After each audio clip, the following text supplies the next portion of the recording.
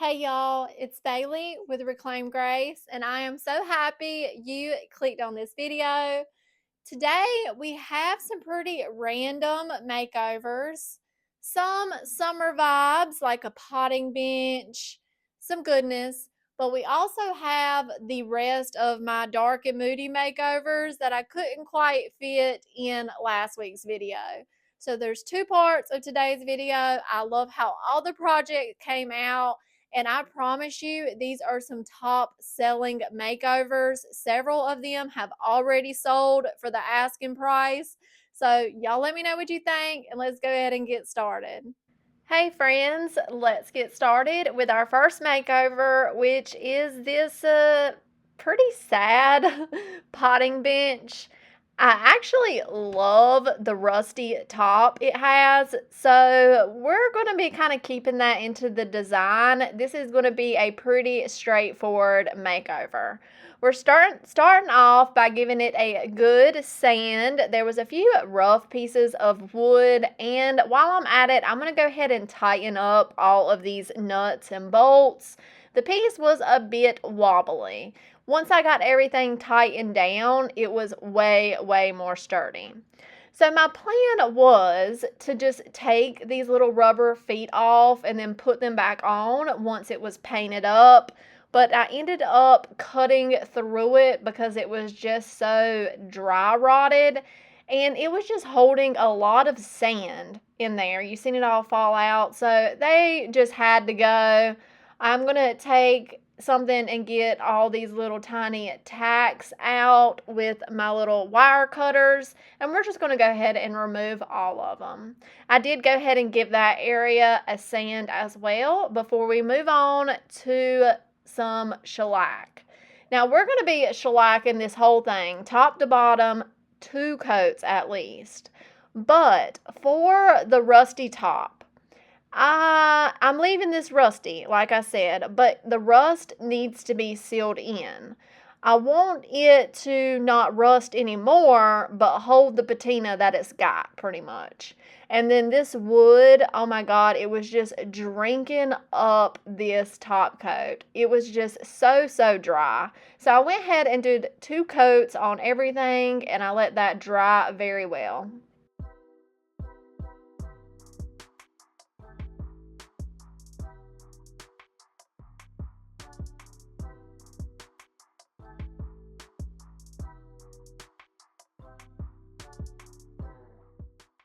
Before we come in with paint, I'm going to use my Sweet Pickins beeswax bar over the wooden surfaces, going around all the edges, sharp corners, and a little bit here and there on the flat areas as well. It's a quick shot of Sweet Roscoe.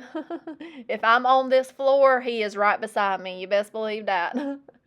But I knew we probably wasn't going to be able to get the chippiness and crackle effect I wanted to go for. So the beeswax bar was a good move.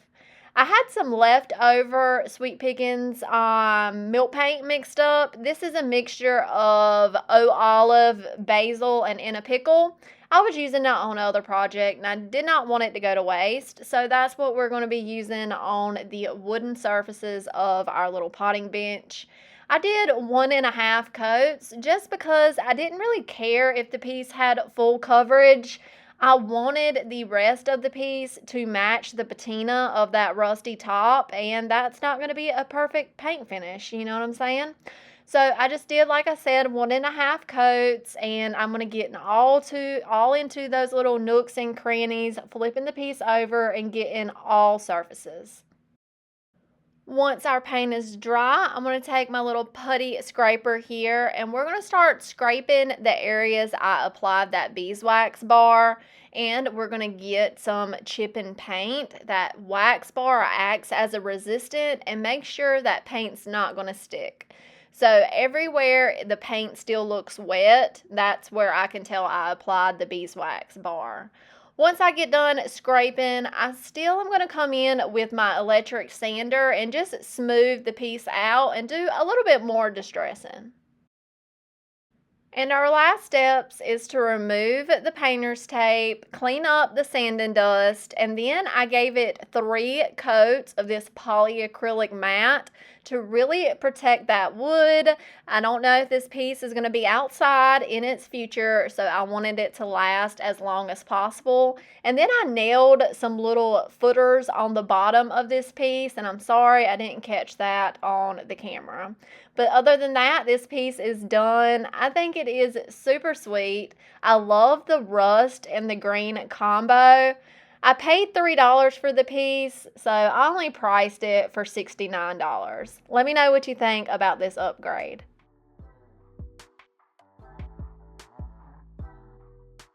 Moving on to one of my favorite makeovers today.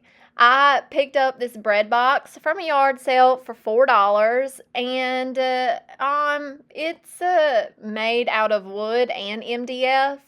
Nothing really too special about it. It's missing this area right here. I'm not exactly sure what went in there, but we're going to fill it with Bondo.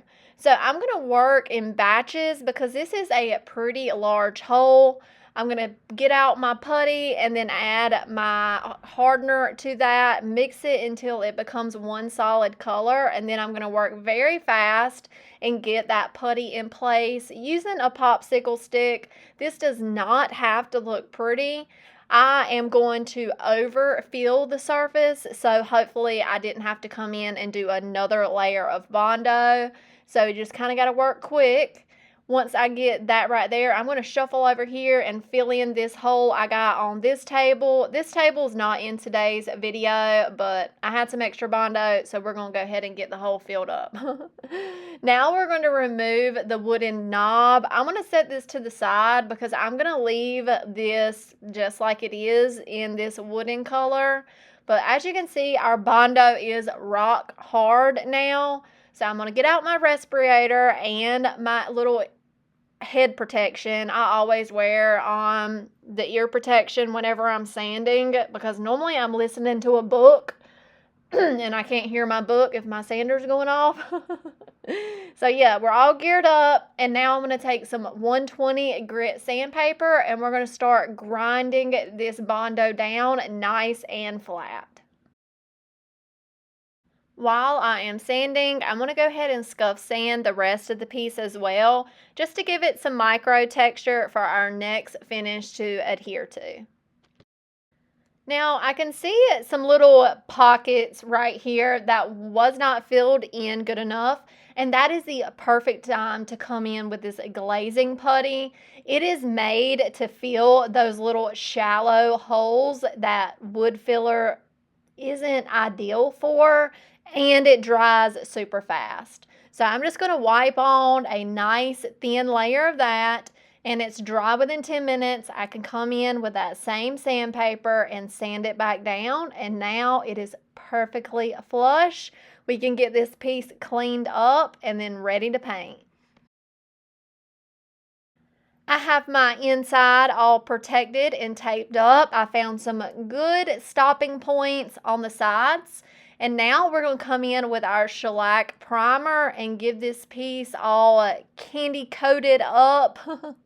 It just really puts a nice, hard, durable layer over all surfaces, especially that Bondo repair. We need to go over that area a few good times. And since I'm going with a lighter color paint, we do not want any bleed through. So that is what shellac is just perfectly for. Plus, it gives us some good crackle when using milk paint. So I mixed up my Flour Sack Sweet Pickins milk paint, and now we are off to painting.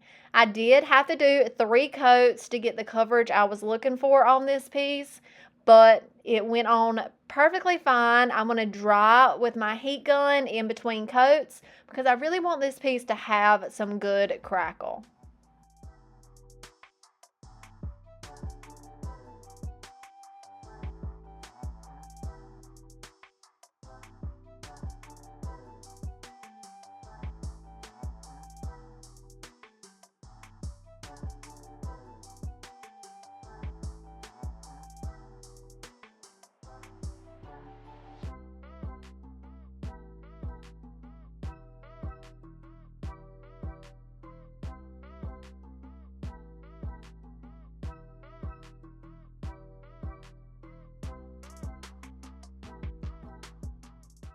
Here is how we're looking after that 3 coats are dry. We're going to do some sanding and some light distressing. I got a little bit of chippage up there at the top left, which I love.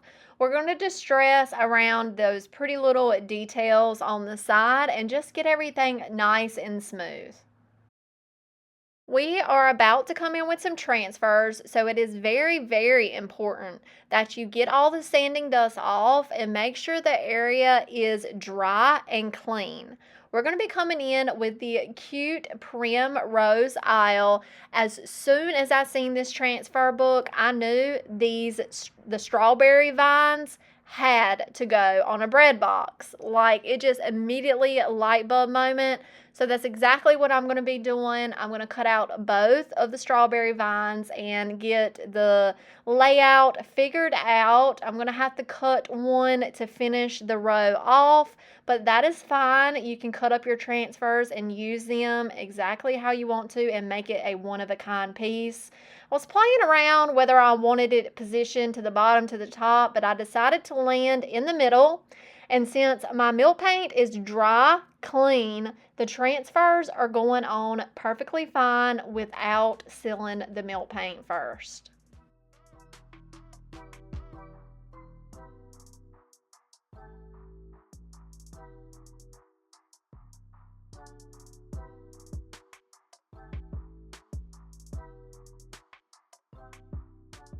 So our next step is to spell out the word bread using one of my all-time faves, typesetting IOD stamp. Just comes with all your letters and some numbers, and I'm going to use my thin mount to pick up my word, and then I can bring it off to the side to make sure it is exactly straight on one of those lines.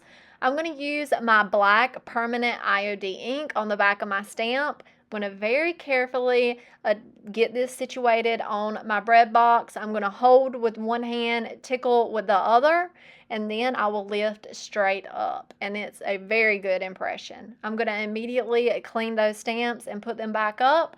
Then I decided to cut the leftover strawberry vine and add just a little piece to the B and the D.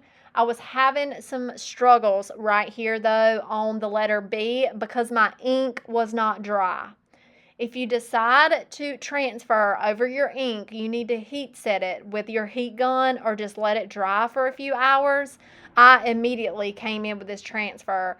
But like, as long as you're careful and do a little bit of maneuvering, I have rarely had a transfer just fail so bad, like I had to sand it off. Like, most times, if you're patient enough with it, you can get it to stick.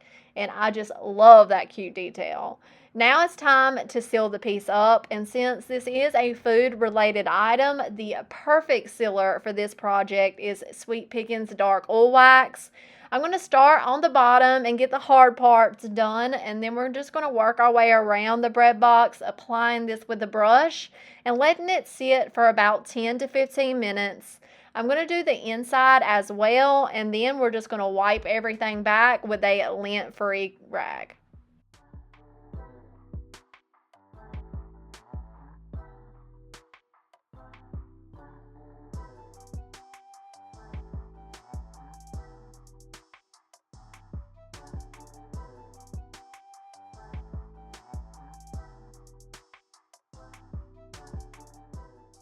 And this project, like I said, is one of my favorites. It is just so sweet with that transfer on it, the little strawberry vines. Oh, it's just adorable. The crackle was great. The distressing was great. I just love everything about this project.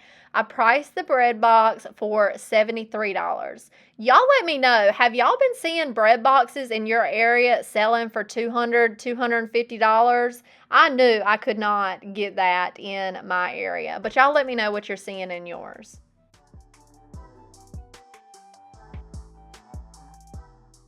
So now we have reached part 2 of today's video. The leftover products that I was supposed to add in my dark and moody makeover video last week, but it was just a week. So here they are now. I have this swan planter. You can see the neck had some damage, but it was up there very secure. I even toted it out to my workshop by the head. It is up there good. I cleaned the piece and I'm going to give it a good prime with some flat black spray paint. This is just going to make sure our next layer of paint has something to grip onto. I just love using that spray paint because it's dry and ready to go in 15 minutes. So now we are ready to add our white textured paint. This is Alabaster Alchemy line with some salt wash. I really wanted some textured here so I could try to disguise that break in our little swan's neck. So we're going to pounce on about 2-3 coats of this, really cutting in nicely around the top of the planter and the bottom to make sure it has a professional clean finish. And now it's time to paint the beak and the eyes. And I'm just following the indentation that was already there for me. So if I painted this wrong, it's because the indentation was wrong. But I started off with my black and I'm just going to outline everything and fill it in. And then, I'm sorry, but I didn't record painting the orange on the beak because I was looking at my phone to make sure I was painting it in the right parts. And I just love how the beak turned out. Y'all let me know how you think I did. I feel like the eyeball's a little funny, but swan's eyeballs are a little funny, right?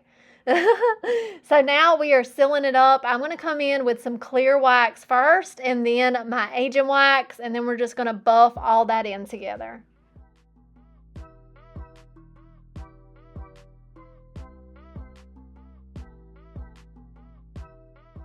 And that is it for this project. So simple, but what a transformation, y'all. I love, love, love it. I priced it for, how much did I price it for? It's either $37 or $43. Swans are just so popular, so I definitely feel like it's worth that. What do y'all think about this makeover?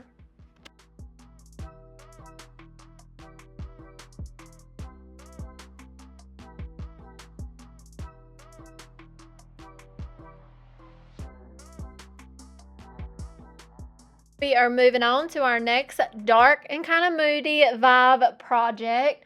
I picked up these frames for $1 a piece, y'all, and they have the dome glass in them. Oh my God, such a good deal.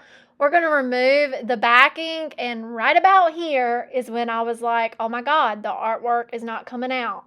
Oh my goodness, the artwork is not coming out. Oh my goodness, the artwork is glued to the glass. Oh, I was so frustrated right here because I've done this before and I know it's a lot of work to get this artwork off. Oh my goodness. But I had a vision, so we're going to continue on. It was supposed to be an easy project, but it did not turn out that way. I'm really sorry about my voice. I feel like I'm losing it. We are starting with Goo Gone. I soaked these babies up. I let it sit for about 20-30 minutes, and I came in with my little X-Acto knife scraper. It did take some of the paper off, but not the artwork. So I'm just going to scrape at this. I scraped at it for probably 30 minutes, and I got it to right here. You can see my hand behind there, but you can also see that picture is still up there. It's still up there. I used just water, I used Windex, I soaked them, but then I grabbed out the big boy. I grabbed out some furniture stripper, and I loaded these babies down, a nice healthy coat on each of the glass. I spreaded it out with a popsicle stick, and I let it sit for 30 minutes. Came back to it. Man, I'm so sorry. I'm losing my voice. Came back to it. I did a little test scrape right here, and I said, oh my God, Bailey, I swear you are a genius. You are a genius sometimes. I got that popsicle stick so I didn't mess up my glass, by scratching it. Popsicle stick worked great, and I just went to town on these babies. It still took about 30 minutes for both glass. but it worked like a charm. Then I just took them inside and I washed them in the sink. So now let's get to our artwork.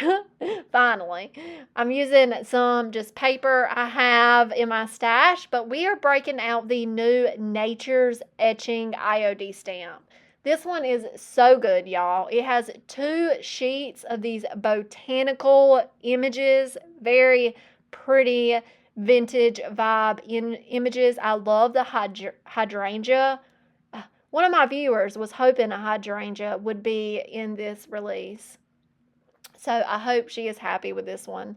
We are using some black permanent IOD ink on the back of my stamp. I'm going to wipe away any rogue ink, and then we are just going to hover, fully commit, and then tickle the back of the stamp lightly, and then pick straight up. And y'all, this was just good. Look at that impression. I was just so happy. I was just so happy with myself. That is gorgeous.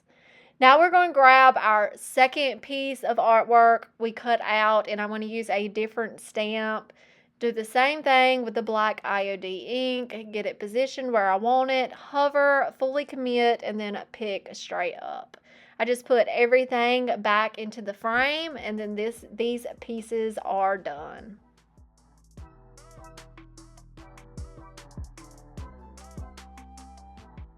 I just love everything about these frames, like the frame itself, the dome glass, and of course, those botanical stamped images. Oh my God, they are just gorgeous. Y'all let me know what y'all think about how our set of frames came out. Would y'all have given up? I priced these for $23 a piece.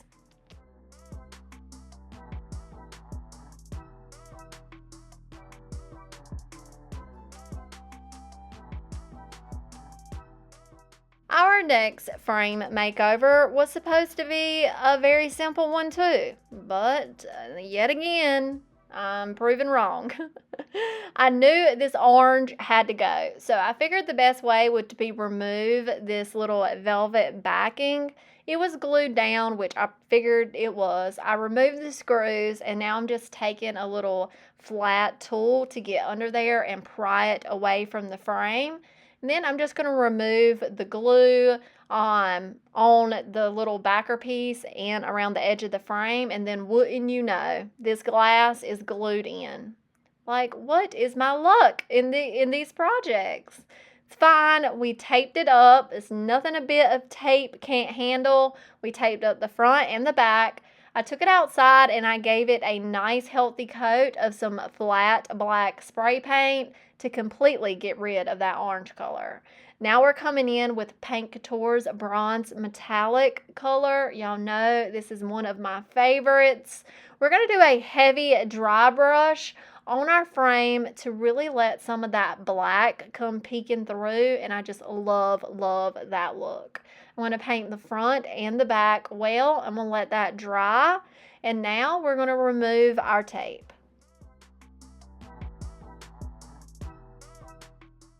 So I have my pad of paper here, and then I ordered these off of Temu. Y'all know how I am about dogs.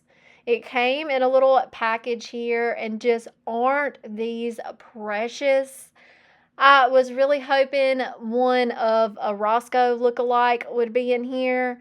There's some that kinda could be him, like maybe this one, but his colors ain't 100% right. But this one right here, the colors are like spot on, but it's a different type of dog. So either way, we're going with the pug. We're going with the pug in today's video. I'm going to use my glue stick all over the back of that Temu image, and then we're going to glue it to a piece of this white paper, and then I'm just going to cut the paper to fit into the frame. The image from Temu was a bit small to fit in the frame alone, so I'm just going to kind of create its own canvas. Put everything back together, and this was a super easy project for the most part. Y'all let me know what y'all think about that pug and this frame upgrade. I priced it for $23. And our last frame. Now this is a gorgeous one. I picked up this frame for $5. I've had it in my stash a while. I was waiting on the perfect Temu canvas to put in it, and I got it. So we're going to remove this backing. It's just held in with some screws. So I'm going to take those out and stick them to the side, and we're going to start deassembling this frame and getting rid of the parts and pieces that we are not going to be using.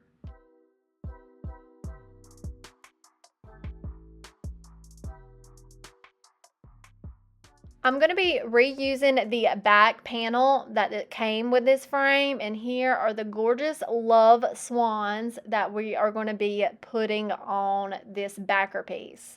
Now, y'all have seen me do this 1,000 times. I just use Mod Podge on the back of the canvas, and then now I don't know what happened, and the Mod Podge is up there and it's dry.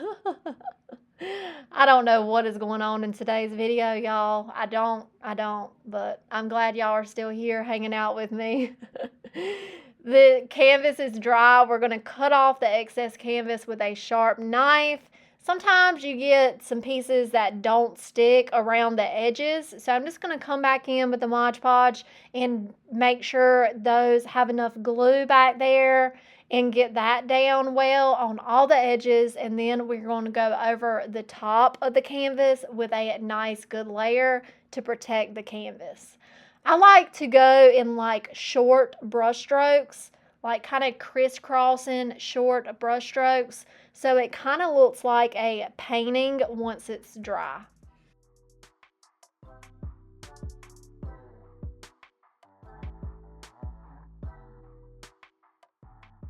I just know the last part of this video was pretty weird. I had some pretty weird things happen in my projects.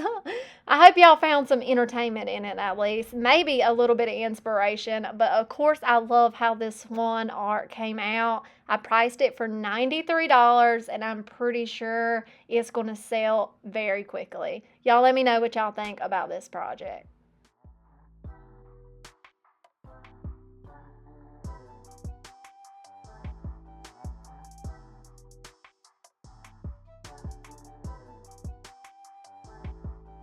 And that is all I have for you today, my friends. I wanted to pop back in here for just a second and remind you about my YouTube channel memberships. Lots of new members have signed up. Thank you so much. And if you are signed up for the restored membership, please shoot me an email. My email address is down in the description box. I need to give you all your perks, and unfortunately, I cannot contact you. You're going to have to reach out to me first. But for those of you that do not know, I offer two memberships, Rescued and Restored. I am most proud of the Restored group. It is $9.99 a month if you sign up the right way. If you sign up the wrong way, it's $12.99 a month, but you can email me for more details on that. YouTube likes to upcharge for some things. But I just wanted to tell you a little bit about the Restored membership program. There is so much goodness. You get weekly sales sheets sent right to your email address, going over what has sold the previous week in my vendor retail booth. You get access to a private creative Facebook group, and man, those women over there are awesome. I'm trying to tell you, you are going to love that group. You also get one membership only video a month going over and showing pictures of what sold in my booth and how much it sold for. And I like to throw a little extra clip in there too. You get a free shipping code to my website that has unlimited use. You can use it however many times as you want. Um, and you just enter it in upon checkout. Make sure you email me so I can give you that code though. And then the last thing is you get entered into my giveaway spreadsheet. I give 2 freebies away to my restored members every month, and we're just going in order from the time you show up. So if that sounds like something you're interested in, click the link below in my description box and it will walk you through the process of signing up. A quick little recap of the rescued membership. It is $3.99 a month, and it's just like giving me a tip, saying thank you, buy me a paintbrush, however you want to word it, and you get member shout outs towards the end of my video. However, you choose to support me, whether it's watching this video right now all the way through, giving it a like, commenting, subscribing, or signing up for a membership, I appreciate your support so, so very much. Purchasing from my website, like, I'm about to get a little emotional right now because this community is just so awesome and has been very much life changing to me. So I just really, really appreciate y'all's support. I appreciate you spending your time with me today. Be sure to let me know which project is your favorite from today's video, and I'll talk to y'all in the comments. Bye.